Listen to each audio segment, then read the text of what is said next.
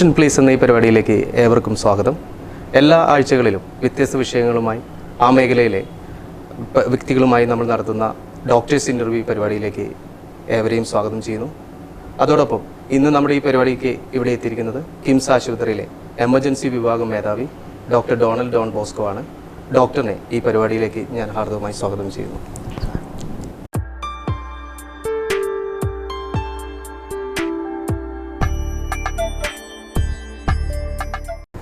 Doctor, നമ്മുടെ ഈ കാലഘട്ടത്തിൽ എമർജൻസി മെഡിസിന് ഒരുപാട് പ്രാധാന്യമുണ്ട്.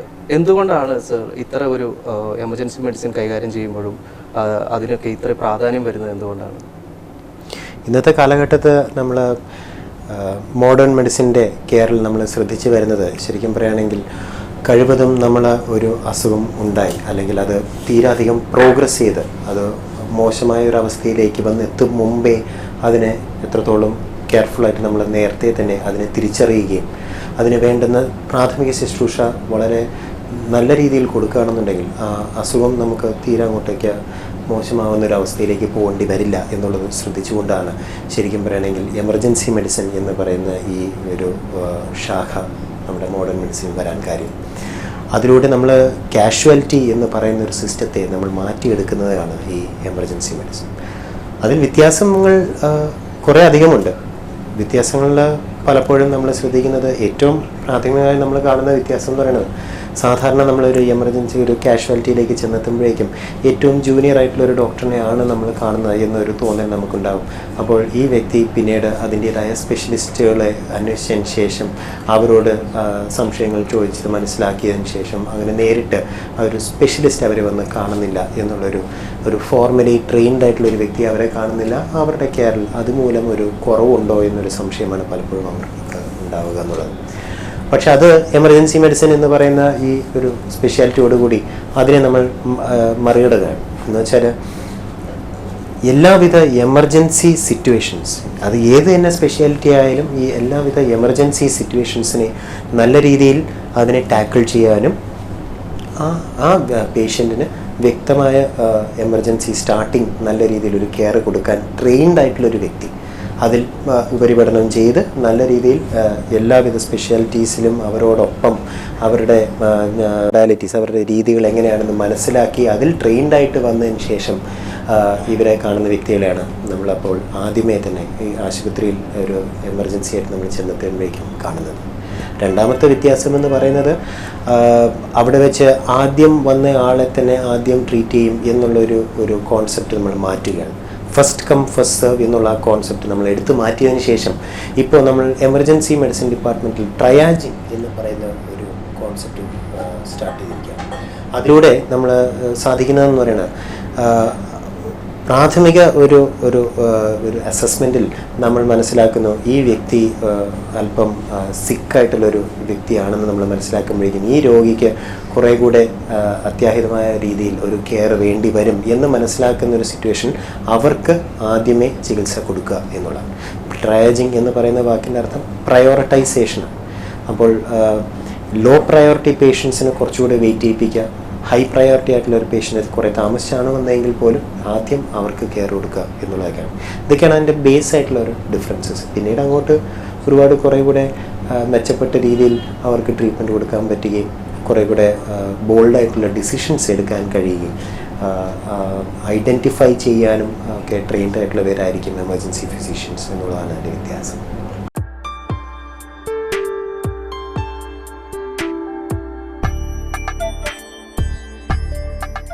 ഇപ്പോൾ സർ, ഈ അപകടങ്ങളിൽ പെടുന്നവരെ ഹോസ്പിറ്റലിൽ എത്തിച്ചു കഴിയുമ്പോൾ അവിടെ വിദഗ്ധ ചികിത്സയും മറ്റ് സൗകര്യങ്ങളും എല്ലാം ലഭ്യമാണ്. പക്ഷേ അപകടം നടക്കുന്ന സ്ഥലത്ത് നിന്ന് ഹോസ്പിറ്റലിലേക്ക് എത്തിക്കുന്നതും വളരെ പ്രാധാന്യമുള്ളതായിട്ട് എമർജൻസി മെഡിസിൻ പറയുന്നു. അതെന്തുകൊണ്ടാണ് ഒരാളെ ആശുപത്രിയിൽ എത്തിക്കുമ്പോൾ ഇത്രയധികം കാര്യങ്ങൾ ശ്രദ്ധിക്കണമെന്ന് ഡോക്ടർമാർ നിർദ്ദേശിക്കുന്നത്? എപ്പോഴും അപകടത്തിൽപ്പെടുന്ന ഒരു വ്യക്തിയെ നമ്മൾ ശ്രദ്ധിക്കേണ്ട കാര്യം എന്ന് പറയുന്നത്, അവരുടെ എല്ലാവിധ ചികിത്സ വളരെ ടൈം ബേസ്ഡ് ആയിട്ടുള്ളതാണ്. സമയം വളരെ അധികം പ്രധാനപ്പെട്ട ഒരു കോൺസെപ്റ്റാണെന്ന് മനസ്സിലാക്കി വരുന്നത്. ഈ വർഷങ്ങളോടുകൂടി നമ്മൾ മനസ്സിലാക്കി വരുന്നത്, പണ്ട് ഒരു എമർജൻസി മെഡിസിൻ്റെ സ്റ്റാർട്ടിങ്ങിൽ പറഞ്ഞുകൊണ്ടിരുന്നത് നമുക്ക് ശരിക്കും ഗോൾഡൻ അവർ എന്ന് പറയുന്നത്, അതായത് ഒരു അപകടം നടന്നു കഴിഞ്ഞാൽ ആദ്യത്തെ 1 മണിക്കൂറിൻ്റെ ആ സമയം വളരെ അത്യാവശ്യമാണെന്നുള്ളത് ചുരുങ്ങി ഇപ്പോൾ പ്ലാറ്റിനം മിനിറ്റ്സ് എന്നാണ് അതിനെ പറയുന്നത്. അതായത് ആ നിമിഷങ്ങൾ പോലും നമുക്ക് കൂടുതൽ പ്രധാനമാണെന്ന് നമ്മൾ മനസ്സിലാക്കി വരികയാണ് ചെയ്യുന്നത്. അങ്ങനെ വരുമ്പോഴേക്കും ഇവർക്ക് എത്രയും നേരത്തെ സേഫായിട്ടുള്ള ഒരു രീതിയിൽ അവരൊരു ആശുപത്രിയിൽ ചെന്നെത്തുക എന്നുള്ളത് വളരെ പ്രധാനമാണ് എന്ന് മനസ്സിലാക്കേണ്ടതാണ് ശരിക്കും ഇപ്പോഴത്തെ ഒരു പുതിയ തലമുറകൾ ഒരുപാട് പേര് ശ്രദ്ധിക്കേണ്ട കാര്യം. അതോടൊപ്പം തന്നെ ഡോക്ടർ, ഈ അപകടങ്ങൾ പെടുമ്പോൾ അവരെ വാഹനത്തിലേക്ക് കയറ്റുമ്പോഴും മറ്റും നട്ടെല്ലിന് പ്രത്യേകമായിട്ട് ഗുരുതരമായ അപകടമൊന്നും പറ്റാതെ തന്നെ എത്തിക്കണമെന്ന് ഡോക്ടർമാർ പറയാറുണ്ട്. എന്തുകൊണ്ടാണ് സർ അങ്ങനെ ഇത് ചെയ്യുന്നത്? പലപ്പോഴും ഒരു നമ്മുടെ അവസ്ഥയിൽ നമ്മൾ കാണുന്നത് ഒരു വ്യക്തിയെ ആശുപത്രിയിൽ കൊണ്ടെത്തിക്കാനുള്ള ആ ധൃതിയിൽ ശരിക്കും പറയുകയാണെങ്കിൽ ഒരു കൃത്യമായ ഒരു രീതിയിൽ അവരെ സേഫായിട്ട് ഞാൻ നേരത്തെ പറഞ്ഞ പോലെ സേഫായിട്ട് കൊണ്ടെത്തിക്കുക എന്നുള്ള ഒരു ആ കോൺസെപ്റ്റ് പലപ്പോഴും നമ്മൾ മറന്നു പോവുകയാണ് ചെയ്യുന്നത്. അത് നല്ലത് ചെയ്യാൻ വേണ്ടി തന്നെയാണ് എത്രയും നേരത്തെ സമയം എന്നുള്ളത്. പക്ഷെ അതിനോടൊപ്പം തന്നെ ഈ സേഫ്റ്റിയും വളരെ പ്രധാനപ്പെട്ടതാണെന്നാണ് നമ്മൾ മനസ്സിലാക്കുന്നത്. കാര്യം എന്ന് വെച്ചാൽ ഒരു വ്യക്തിയെ നമ്മൾ ആശുപത്രിയിലേക്ക് ആക്സിഡൻറ്റ് നടന്നൊരു വ്യക്തി, പ്രത്യേകിച്ചും അബോധാവസ്ഥയിലുള്ള വ്യക്തികളെ നമ്മൾ ട്രാൻസ്പോർട്ട് ചെയ്യുമ്പോൾ അവരുടെ നട്ടലുകൾ, അതായത് നമ്മുടെ കഴുത്തിൻ്റെ ബാക്കിലുള്ള എല്ലുകൾ എന്ന് പറയുന്നത് 32 എല്ലുകളോളം അതിനകത്ത് ഒരു ഹോളിലൂടെ നമ്മുടെ തലച്ചോറിൻ്റെ ഒരു കണ്ടിന്യൂഷൻ, അതിനെ നമ്മൾ സ്പൈനൽ കോഡ് എന്ന് പറയുന്നത് ട്രാൻസ്പോർട്ട് ചെയ്യുന്ന ഒരിതാണ്. ഈ സ്പൈനൽ കോഡിലൂടെയാണ് നമ്മൾ പലപ്പോഴും നമ്മുടെ കൈയോ കാലുകളിലോ നമ്മൾ സ്പർശിക്കുന്ന കാര്യങ്ങൾ നമ്മൾ മനസ്സിലാക്കുകയും അതുമൂലം ഇൻഫർമേഷൻ നമ്മുടെ തലച്ചോറിലേക്ക് ചെന്നെത്തുകയും തലച്ചോറ് നമ്മളോട് തിരിച്ച് ആ കൈ ഇപ്പോൾ ചൂടാണെന്നുണ്ടെങ്കിൽ എടുത്തു മാറ്റുക, അല്ലെങ്കിൽ വേദനയുള്ളൊരു ഭാഗമാണെങ്കിൽ ഉടനെ എടുത്തു മാറ്റുക എന്ന് സഹായിക്കുന്നത് സ്പൈനൽ കോഡിലൂടെയാണ്. അതിനെയാണ് റിഫ്ലെക്സസ് എന്ന് പറയുന്നത്. ഇതിനൊക്കെ നമ്മൾ സ്പൈനൽ റിഫ്ലെക്സ്, അത്രത്തോളം പ്രധാനമായിട്ടുള്ള ഒരു ഭാഗമാണ് നമ്മുടെ സ്പൈനൽ കോഡ്. ഒരു നല്ലൊരു ശതമാനം വരെ നമ്മുടെ ചലനം, നമ്മുടെ സ്പർശശേഷി, അങ്ങനെ ഒരുപാട് കാര്യങ്ങൾ നിയന്ത്രിക്കുന്നത് നമ്മുടെ ഈ സ്പൈനൽ കോഡാണ്. അപ്പോൾ ഒരു ആക്സിഡൻറ്റ് മൂലം ഉണ്ടാവാൻ സാധ്യതയുള്ളതെന്ന് പറയുന്നത് ഈ നട്ടലുകളുടെ ഉള്ളിലൂടെ പോകുന്ന ഈ സ്പൈനൽ കോഡ് പലപ്പോഴും ഈ നട്ടലുകൾ തമ്മിൽ വിട്ടുമാറുകയോ അല്ലെങ്കിൽ അത് പൊടിഞ്ഞു പോവുകയോ ചെയ്യുമ്പോൾ ആ സ്പൈനൽ കോഡ് ക്രഷായി പോകുന്നു, അല്ലെങ്കിൽ അത് അമങ്ങിപ്പോകുന്നു എന്നുള്ളതാണ് പ്രശ്നം. അങ്ങനെ വരുമ്പോൾ പലപ്പോഴും അതിൻ്റെ ലെവൽ, നമ്മുടെ ഇപ്പോൾ കഴുത്തിൻ്റെ ഏത് ലെവൽ അല്ലാന്നുണ്ടെങ്കിൽ പുറകിലോട്ടും ബാക്കിലോട്ടും ഏത് ലെവലിൽ വെച്ചാണ് ഇത് ക്രഷ് ആവുന്നതിനുള്ള ബേസ് ചെയ്തായിരിക്കും പലപ്പോഴും നമുക്ക് ലൈഫ് ലോങ് ആയിട്ടുള്ള നമ്മുടെ ജീവിതകാലം മുഴുവനും ഉണ്ടാവാൻ സാധ്യതയുള്ള ഡിഫോർമിറ്റീസ് നമുക്കുണ്ട്. പലപ്പോഴും നമ്മൾ പറഞ്ഞു കേട്ടിട്ടുണ്ടാവും, അപകടം സംഭവിച്ച് അവർക്ക് തളർവാതയായിപ്പോയി, അല്ലെങ്കിൽ അവർക്ക് ചലനശേഷി ഇല്ലാണ്ടായിപ്പോയി. ഇതുപോലുള്ള പ്രശ്നങ്ങൾ ഉണ്ടാവാൻ കാരണം എന്ന് പറഞ്ഞാൽ പലപ്പോഴും ഇങ്ങനെ ബുദ്ധിമുട്ടുകൾ ഉണ്ടാകുമ്പോഴാണ്. പലപ്പോഴും ഇത് എല്ല് പൊടിഞ്ഞു പോകുന്നതാണെന്നുണ്ടെങ്കിൽ അത് ഓൾറെഡി ആ ആക്സിഡൻറ്റിലൂടെ സംഭവിക്കുന്നതാണെങ്കിൽ പോലും ഈ ചെറിയ തുകത്തിൽ അതിൻ്റെ ഡിസ്പ്ലേസ്മെൻറ്റ് അല്ലെങ്കിൽ ശകലമായി മാറിക്കിടക്കുന്ന ഒരു സിറ്റുവേഷനിലാണ് നമ്മൾ ഈ വ്യക്തിയെ നമ്മൾ ആശുപത്രിയിൽ കൊണ്ടെത്തിക്കുമ്പോൾ അത് നമ്മൾ ശ്രദ്ധിക്കണം. കാരണം എന്ന് വെച്ചാൽ പെട്ടെന്ന് അവരെ പിടിച്ച് തിരിക്കുകയോ അല്ലെങ്കിൽ അവരെ വല്ലാണ്ട് രീതിയിൽ അവരെ കൊണ്ടുപോകുമ്പോൾ ഒരു ശകലം പോലും ഈ മാറിക്കിടക്കുന്നത് ഒരു പക്ഷെ വിട്ടുപോയി കഴിഞ്ഞാൽ ആ സ്പൈനൽ കോഡ് കട്ടായി പോകുന്നതാണ്. അതുകൊണ്ടാണ് ഇത് നമ്മൾ പറയുന്നത് സേഫായിട്ട് നമ്മൾ ട്രാൻസ്പോർട്ട് ചെയ്യുന്നതിൻ്റെ ഭാഗമായിട്ട് ഏറ്റവും പ്രധാനമായിട്ട് നമ്മൾ കാണുന്നത് നട്ടൽ തന്നെയാണ്. നമ്മൾ സ്ട്രെയിറ്റായിട്ട് ആ വ്യക്തിയെ നമ്മളൊരു തടിക്കഷ്ണം പോലെ വേണം കൊണ്ടെത്തിക്കുക എന്നുള്ളതാണ് പറയുന്നത്. അതിലും ഏറ്റവും പ്രധാനമായിട്ട് കഴുത്തിൻ്റെ നട്ടലുകളാണ്. കാരണം നമുക്കറിയാം നമ്മുടെ ശരീരത്തിൻ്റെ 32 ഈ പറഞ്ഞ നട്ടലുകളിൽ നമ്മുടെ ബാക്ക് വരെ എത്തുന്ന ഈ കംപ്ലീറ്റ് നട്ടലിൽ ഏറ്റവും കൂടുതൽ മൊബിലിറ്റി, ഏറ്റവും കൂടുതൽ ഫ്ലെക്സിബിലിറ്റി ഉള്ളത് നമ്മുടെ കഴുത്തിൻ്റെ നട്ടലാണ്.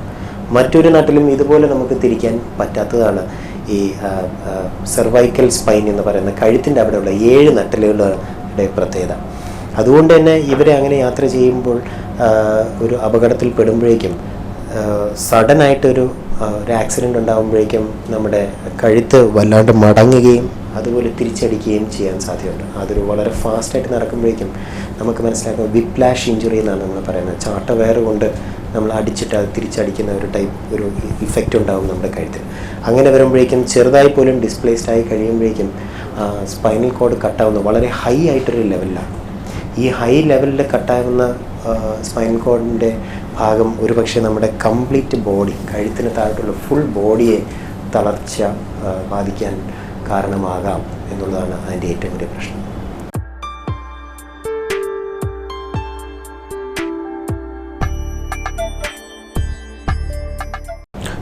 ഡോക്ടർ, അതേപോലെ തന്നെ നമ്മളിപ്പോൾ അപകടത്തിൽപ്പെടുന്ന ആളുകളെ ഹോസ്പിറ്റലിലേക്ക് എത്തിക്കാൻ ശ്രമിക്കുക അല്ലെങ്കിൽ അവിടെ ആ സമയത്ത് ഉണ്ടാവുകയും ചെയ്യുമ്പോൾ പെട്ടെന്ന് അവർ കുടിക്കാനായിട്ട് വെള്ളമൊക്കെ ആവശ്യപ്പെടാറുണ്ട്. അപ്പോൾ പലപ്പോഴും ജനങ്ങളുടെ ഇടയിൽ പല തെറ്റിദ്ധാരണകളാണ്. അവർക്ക് വെള്ളം കൊടുക്കാവോ, അതല്ലെങ്കിൽ കൊടുത്തു കഴിഞ്ഞാൽ തുടർന്നുള്ള ചികിത്സകൾ അത് ബാധിക്കുമോ? അപ്പോൾ അത് എങ്ങനെയാണ് ഡോക്ടർ, നാം എന്താണ് ചെയ്യേണ്ടത്? വളരെ സിഗ്നിഫിക്കൻ്റ് ആയിട്ടുള്ളൊരു ചോദ്യമാണ് ഇത് ചോദിച്ചിരിക്കുന്നത്. ഈ വെള്ളം കൊടുക്കുന്നതിനെ കുറിച്ചുള്ളൊരു ചോദ്യം പലവരും ചോദിക്കാറുള്ളതാണ്. ശരിക്കും പറയുകയാണെങ്കിൽ ഒരു അപകടത്തിൽപ്പെട്ട ഒരു വ്യക്തിക്ക് പലപ്പോഴും നമ്മൾ ആശുപത്രിയിൽ കൊണ്ടെത്തിക്കുമ്പോഴേക്കും നമ്മൾ ശ്രദ്ധിക്കുന്ന കാര്യങ്ങൾ, ഒന്ന്, അവരുടെ അബോധാവസ്ഥയിലാണെന്നുണ്ടെങ്കിൽ ഒരു പക്ഷേ അവർക്ക് വെള്ളം നമ്മൾ കൊടുക്കുമ്പോഴേക്കും, കിടക്കുന്ന ഒരു വ്യക്തിയിൽ നമ്മൾ വെള്ളം കൊടുക്കുമ്പോഴേക്കും ആ കുടിക്കുന്ന വെള്ളം അന്നാശയത്തിലേക്ക് അല്ലാതെ ഒരു പക്ഷേ നമ്മുടെ ശ്വാസകോശത്തിലേക്ക് ഇറങ്ങിപ്പോകാനും സാധ്യതയുണ്ട്. രണ്ട് വ്യത്യസ്തമായ പൈപ്പുകളാണ്, windpipe and food pipe എന്ന് പറയുന്നത്. അന്നാശയത്തിലേക്ക് പോകുന്ന ഈസോഫേഗസും നമ്മുടെ മുന്നിലൂടെ നമ്മൾ ശ്വാസം എടുത്ത് വിടുന്ന മറ്റൊരു പൈപ്പാണ് ട്രേക്കിയ എന്ന് പറയുന്നത്.